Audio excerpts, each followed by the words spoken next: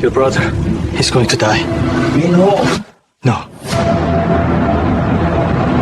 Minho woke to the sound of the ocean and Abina's soft breathing beside him. 18 months in Accra, and he still marvelled at this life. No bodyguards sleeping in the next room. No 3 a.m. calls about territory disputes. No constant vigilance waiting for the next assassination attempt. Just peace. He could walk now without assistance. His recovery had continued steadily with Abina by his side. The doctors in Ghana called it miraculous. Minho called it love. Every day with her made him stronger, more whole, more human than he'd ever been in soul. They'd married quietly 6 months ago in a small ceremony with Abina's family. Her grandmother had cried, thanking God for bringing her granddaughter a good man. Minho had felt like a fraud accepting that blessing, knowing what he'd been, what he'd done. But Abina had squeezed his hand and whispered, "You're not that person anymore. You're who you choose to be now." He'd built a legitimate consulting business, using his strategic mind to help local companies. They lived in a modest house in East Legon, far from the luxury penthouse he'd had in Seoul, but infinitely more valuable. This was a home, not a fortress. Abina was pregnant, 3 months along. They hadn't told many people yet, both superstitious about announcing too early. But Minho would catch himself staring at her stomach, imagining a child who'd grow up free from the violence that had defined his life. A child who'd never have to choose between loyalty and morality, who'd never watch their father come home with blood on their hands, who'd grow up knowing love instead of fear.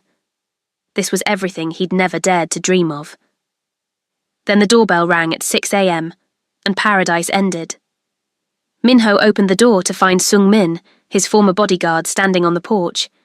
The man looked terrible, bruised, exhausted, his expensive suit torn and stained with what looked like blood. "Boss?" Sung Min said in Korean, his voice hoarse. I'm so sorry, but you need to come back to Seoul, now." Minho's blood went cold. "I'm not your boss anymore. I left that life. Your brother is going to die if you don't come back." Behind him, Abina appeared, tying her robe. "Minho, what's happening?" Sung Min switched to English. "Mrs. Choi, I apologize for the intrusion, but there's a crisis in Seoul. Min-jae needs his brother." Min-jae? Minho's younger brother had taken over the Choi organization when Minho left. They'd agreed to a clean break. Minho would walk away completely, and Min-jae would have full control. "What happened? Can I come in? Please.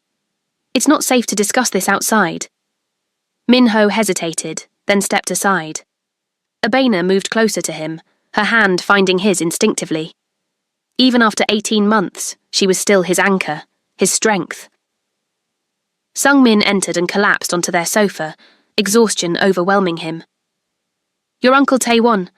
After you left, he spent a year building alliances, consolidating power. 3 days ago he made his move, attempted coup. He's taken over most of the organization. Then Min-jae lost. That's the business. Winners and losers." Minho's voice was cold, but his heart was racing. "He didn't just lose. Taewon has him. Has your mother too. He's holding them hostage, using them to legitimize his takeover." Sung Min met Minho's eyes. "He's going to kill them in 72 hours unless you come back and publicly surrender your claim to the family." Abena gasped. Minho felt the room spin. His mother, the woman who'd raised him, who'd understood when he needed to leave, who'd blessed his marriage to Abena even knowing it meant losing her son. "Why does he need me? I left. I have no claim." "Because the old guard still sees you as the rightful heir. You were your father's chosen successor. You walked away, but you didn't die. As long as you're alive and free, you're a threat to Taewon's legitimacy." Sung Min pulled out his phone, showing Minho a video. It showed Min-jae, bruised and bound to a chair, with Taewon standing behind him holding a gun to his head. Taewon spoke directly to the camera in Korean.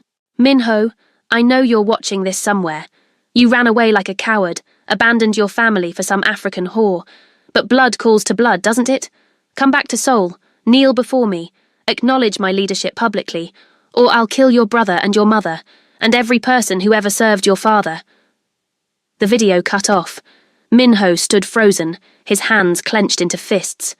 18 months of peace shattered in 30 seconds. Abena touched his arm gently. Minho?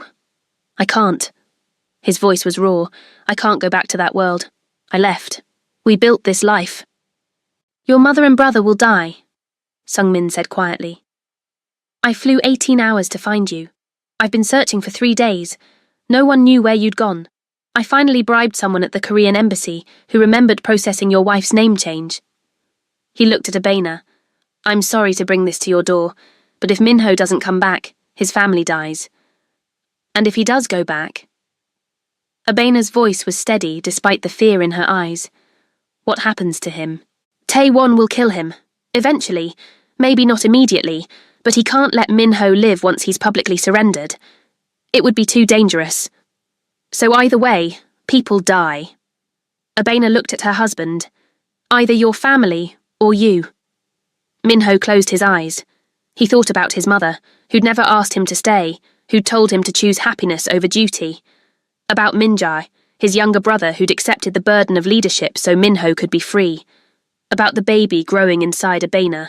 About the life they'd built. About everything he'd finally found.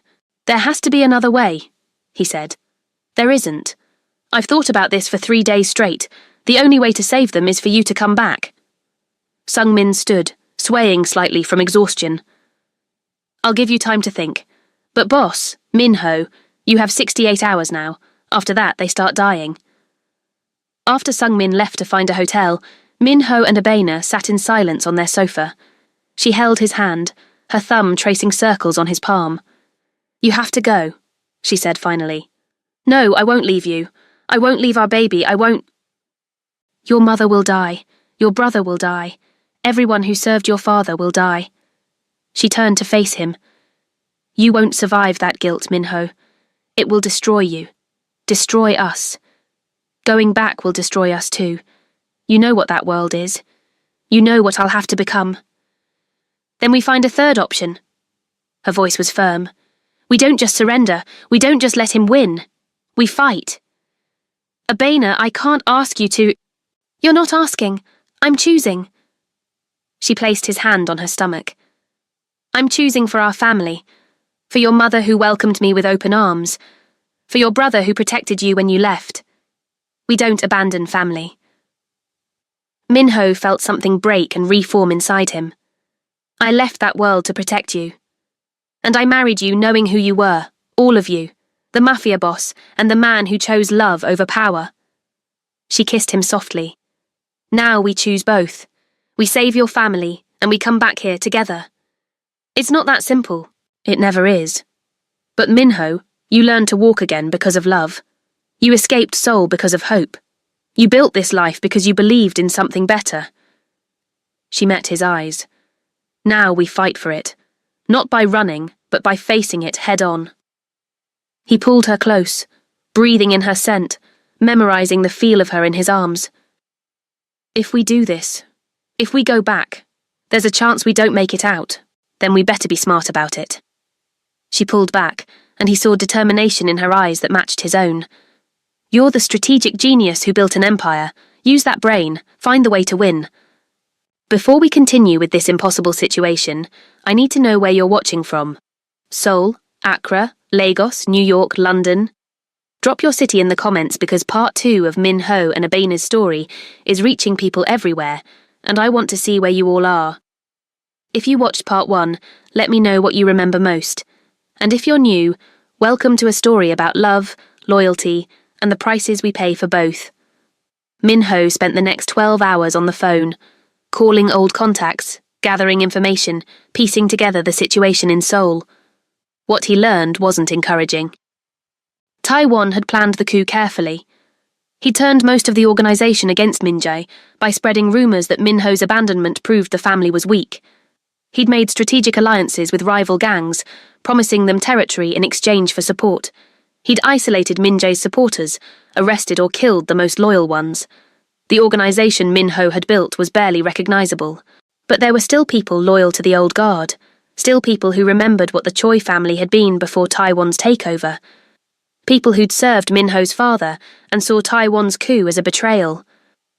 Minho gathered them on encrypted calls, building a coalition in secret. By the time Sungmin returned the next morning, Minho had the outline of a plan. "I'm not surrendering," he told Sungmin and Abena over breakfast.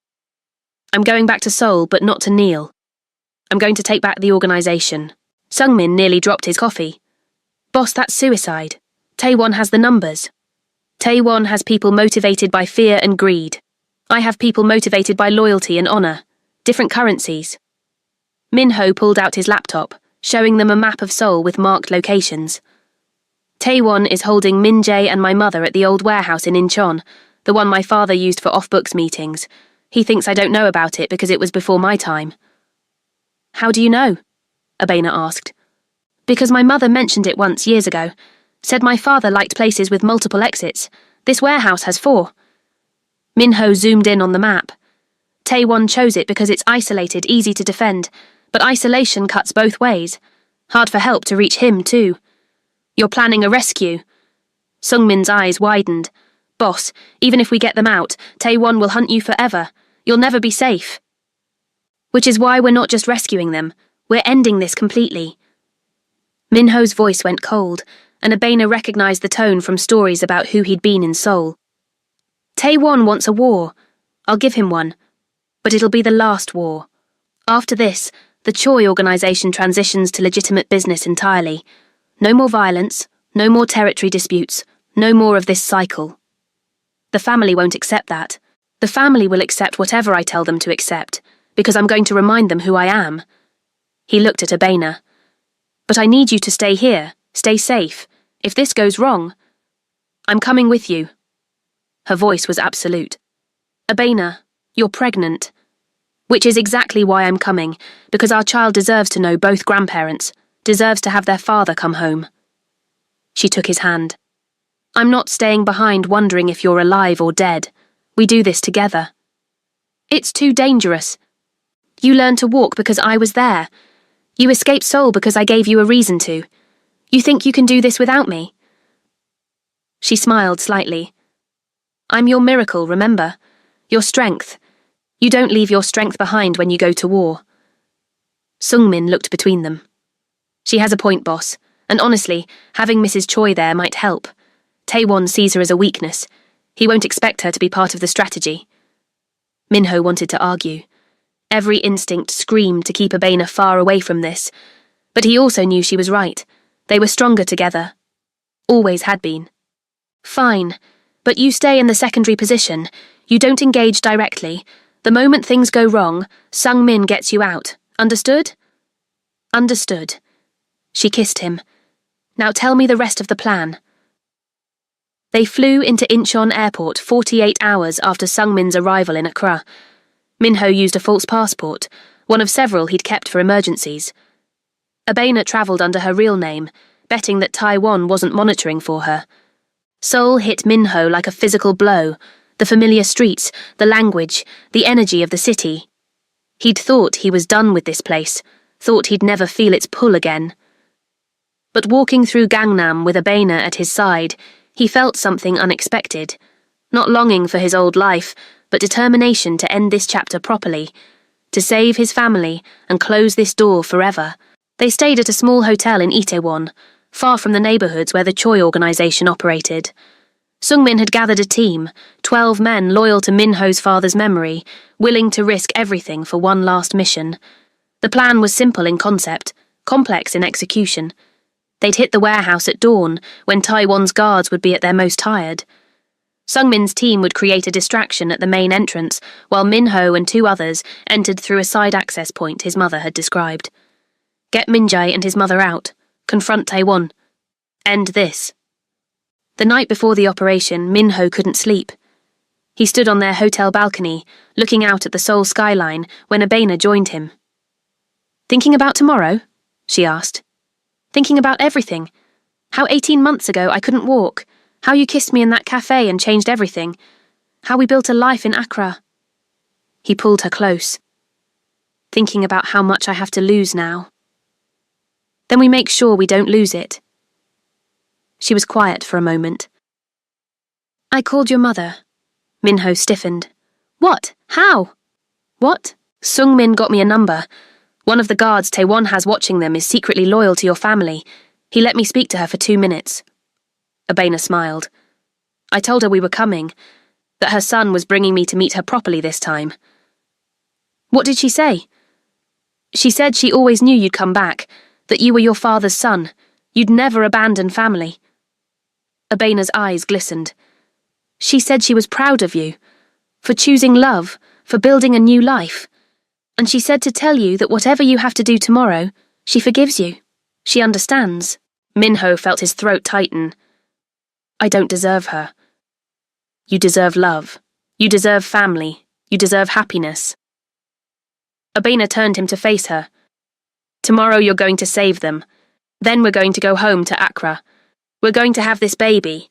We're going to live the life we've built. This is just a detour. What if it's not? What if I can't? You stood up in that cafe 18 months ago because I kissed you. Your legs worked because your heart was strong enough to fight for love. She placed his hand on her stomach. Your heart is even stronger now. Fight for this. Fight for us. He kissed her, pouring everything he felt into it. Love, fear, hope, determination. I promise, he whispered against her lips. I'm coming back to you. We're going home. Dawn broke over Incheon with a grey, overcast sky. Minho stood with his team in an alley 3 blocks from the warehouse, doing final weapons checks. He felt strange holding a gun again after 18 months of peace.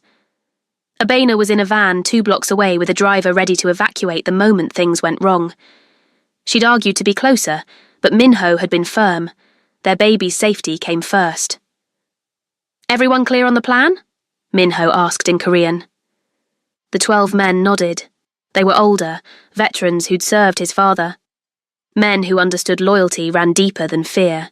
We create chaos at the front, Sung-min confirmed. Flashbangs, smoke, make them think we're a full assault team. You go in the side, get the hostages, get out.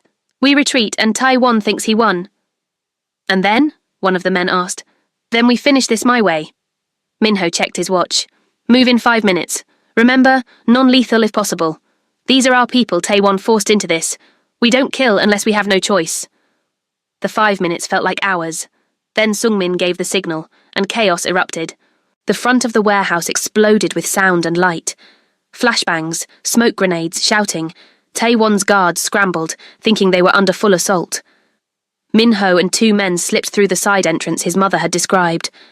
The door was unlocked, just as the loyal guard had promised.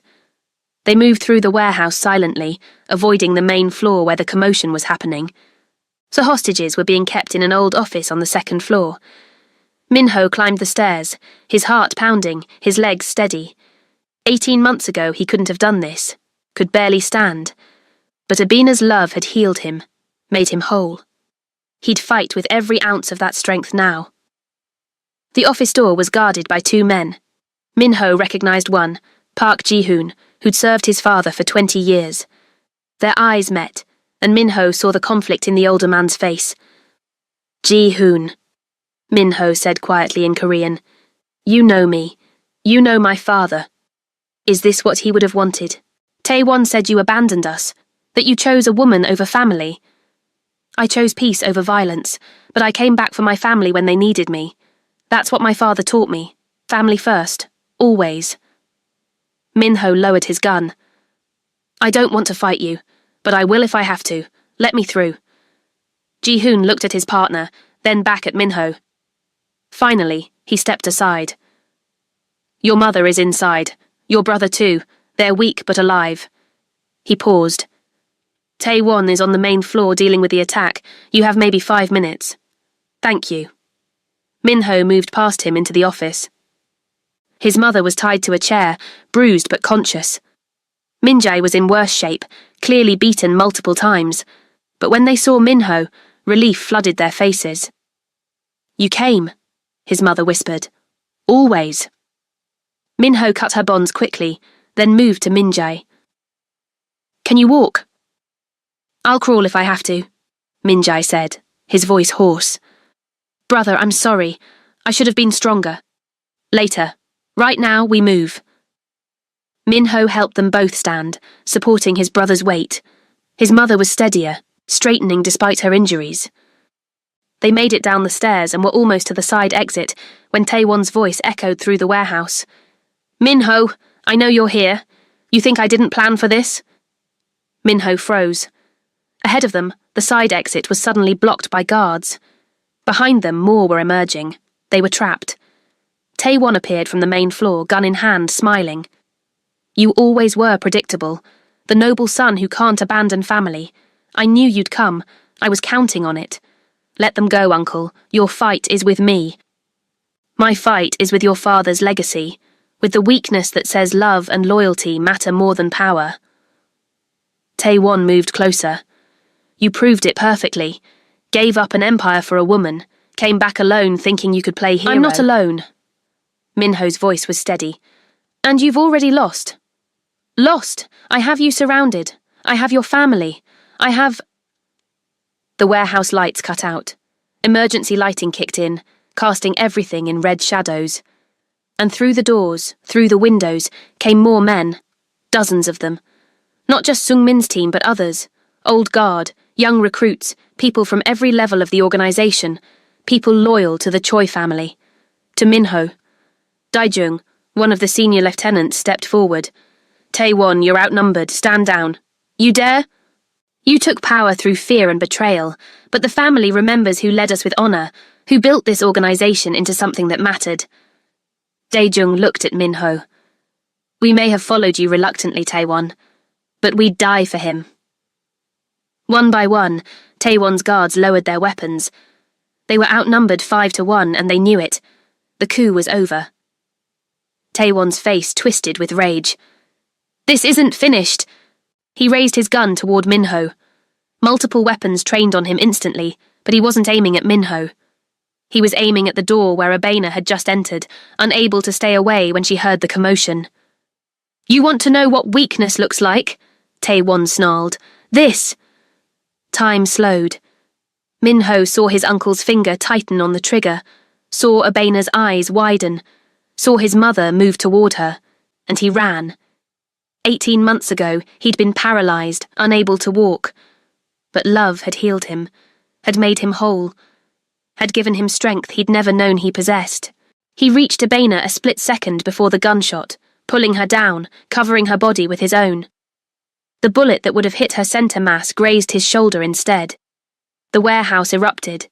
Sungmin and 2 others tackled Taewon, disarming him. The remaining guards surrendered immediately. It was over. If you're feeling this story, if you're on the edge of your seat wondering what happens next, hit that subscribe button right now. Because the aftermath of this rescue will test everything Minho and Abena have built. Drop a comment. Should they stay in Seoul or return to Accra? What would you choose? Let me know your thoughts. Minho's shoulder wound was superficial. The bullet had grazed rather than penetrated. But Abena insisted on treating it herself at the hospital, her hands shaking as she cleaned and bandaged it. "I told you to stay in the van," he said softly. "I heard gunfire, I thought—" Her voice broke. "I thought you were dying and I wasn't there. I'm here. I'm fine. We're all fine." He cupped her face. "Is the baby?" "The baby's fine. I'm fine. We're all fine because you threw yourself in front of a bullet for me." Tears streamed down her face. "Again. You keep saving me." "You saved me first. In that cafe 18 months ago. Everything since has just been me returning the favour." His mother entered the hospital room, bruised but smiling. "The doctor says Minjae will recover fully. Mostly exhaustion and dehydration, a few broken ribs. He's asking for you." Minho stood to go, but his mother stopped him. "First, I need to say something." She looked at Abena. "Thank you for bringing my son back. Not just today, but 18 months ago. You gave him a life I never could. You made him happy. Mrs. Choi. Call me Mother. Your family."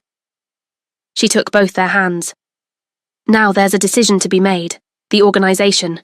Taewon is in custody. The family is asking what happens next." "Minjae leads," Minho said immediately. "He was doing it before the coup. He'll do it again." "Minjae says the family won't accept him after he lost control. They want you back." His mother's voice was gentle. They're asking you to stay, to lead like your father did. Minho looked at Abena, seeing the fear in her eyes that she was trying to hide. No. Minho, I gave 18 months of my life to this organization. I built it from my father's legacy into an empire. But that empire cost me everything. My health, my humanity, my peace. He squeezed Abena's hand. I found all of that in Ghana. With her. I'm not giving that up again. Then what happens to the family? The family transitions. Minjay leads, but not a criminal organization. We go legitimate, all of it. Use the resources, the connections, the money we've built, but for legal business. Minho's voice was firm. I'll stay for 6 months. Help with the transition. Make sure Taiwan's supporters are dealt with appropriately. But then I go back to Accra with my wife and my child, and I don't come back. His mother studied him for a long moment, then smiled. Your father would be proud. Not of what you built, but of what you're choosing to walk away from.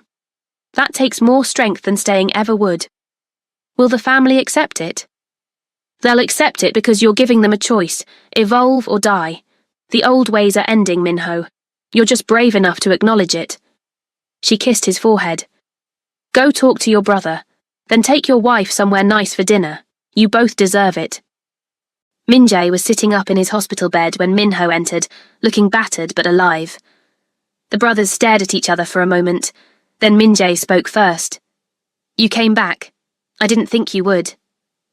You're my brother. Of course I came back. Even though I lost control, even though I couldn't hold the organization together without you. You didn't lose control. Taiwan staged a coup. Those are different things. Minho sat in the chair beside the bed. And you held out for 3 days waiting for help. That takes strength. I'm not strong like you, never was. Strength isn't about never falling. It's about getting back up. You'll get back up. Minjay was quiet for a moment. The family wants you to stay, to lead. I know. I'm not going to. I figured. Can't say I blame you. Minjay smiled slightly.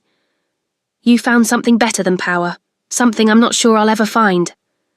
You will, when you stop looking for it in this world. Minho leaned forward. I'm staying for 6 months to help transition the organization to legitimate business. Then I'm going back to Ghana, to my wife, my child, my life. But during those 6 months, I'm going to teach you everything I know. Not about running a criminal empire, but about leading with honor. About knowing when to fight and when to walk away. About being strong enough to choose peace. Why would you do that for me? Because you're my brother. Because you protected our mother when Taiwan took over. Because you deserve a life that's about more than just surviving. Minho stood. And because someone has to lead this family into the future, might as well be someone who actually cares about the people in it. Minjai's eyes glistened.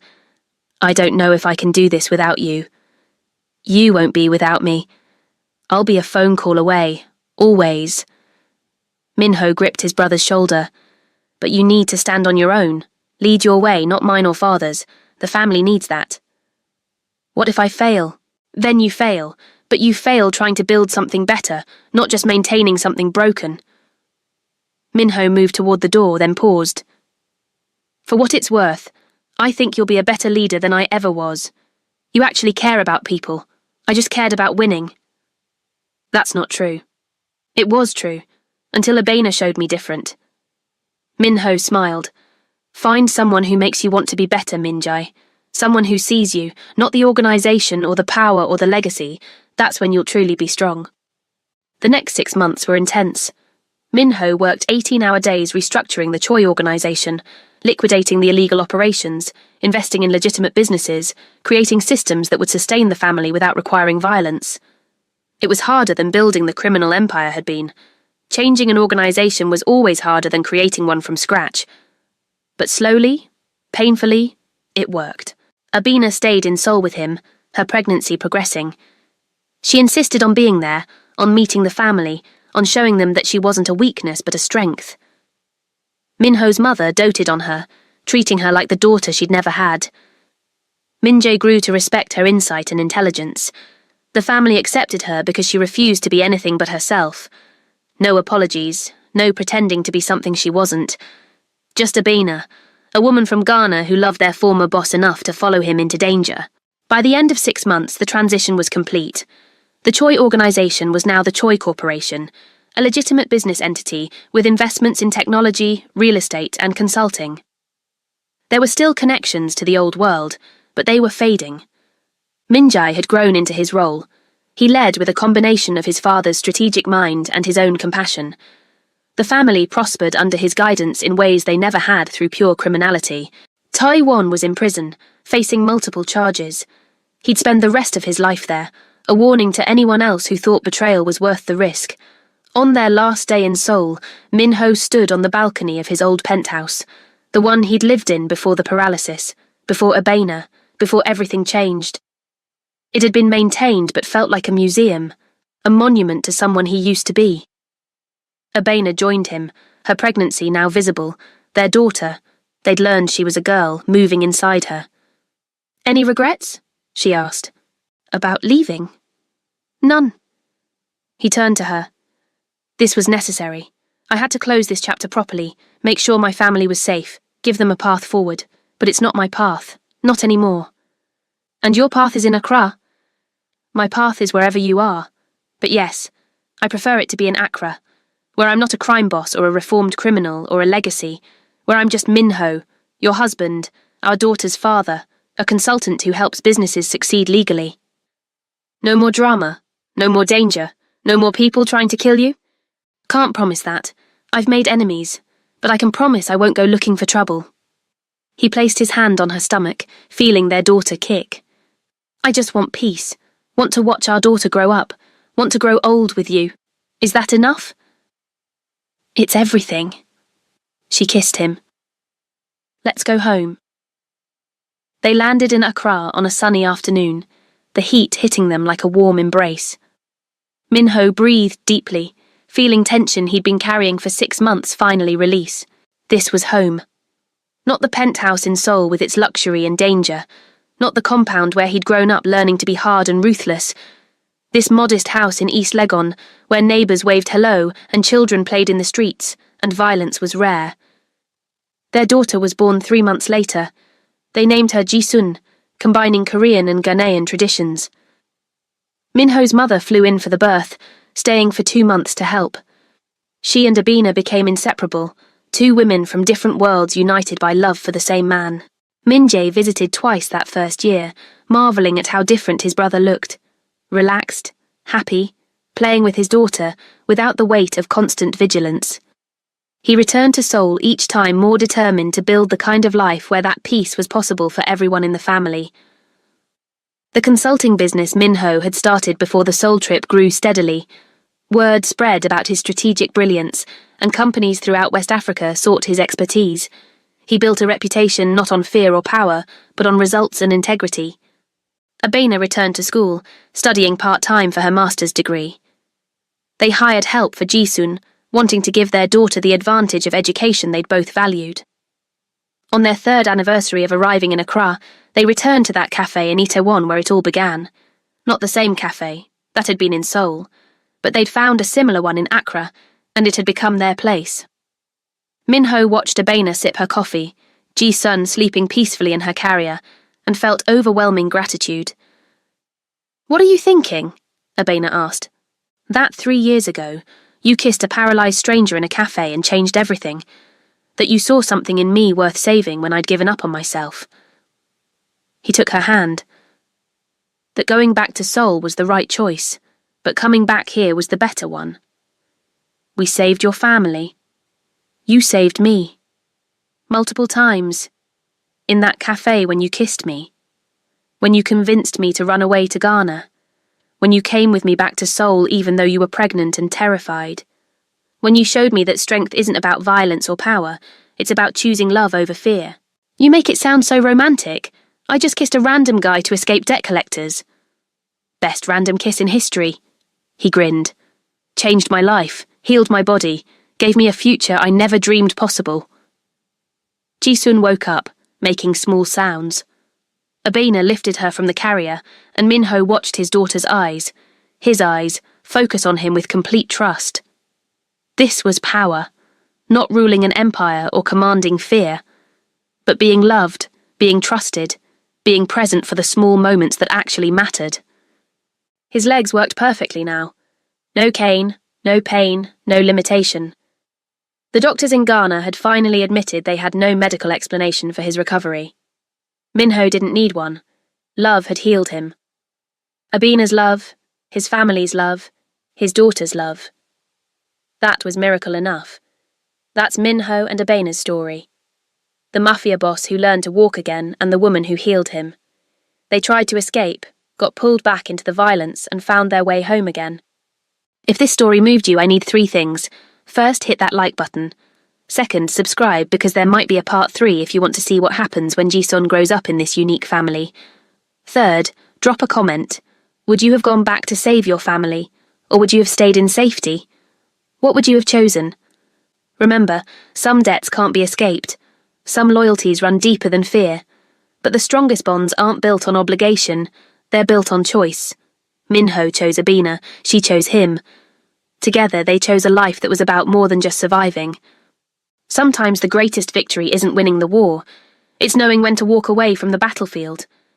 Sometimes the bravest thing you can do is choose peace over power, love over legacy, and a quiet life with someone you love over an empire built on fear. This is the story of a second chance at life, at love, at everything that matters. Of a man who learned that true strength isn't about standing when others fall, it's about standing with the person you love and refusing to fall at all. Thanks for watching part 2.